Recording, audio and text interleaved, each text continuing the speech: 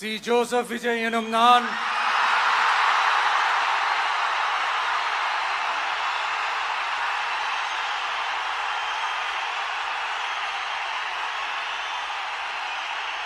சட்டப்படி அமைக்கப்பெற்ற இந்திய அரசியல் அமைப்பின்பால் உண்மையான நம்பிக்கையும் மாறா பற்றும் கொண்டிருப்பேன் என்றும்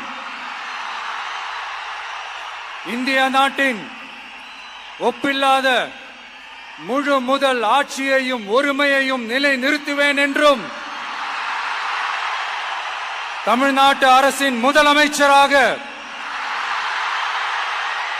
உண்மையாகவும் உளச்சான்றின்படியும்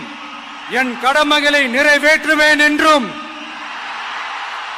அரசியல் அமைப்பிற்கும் சட்டத்திற்கும் இணங்க அச்சமும் ஒருதலை சார்பும் இன்றி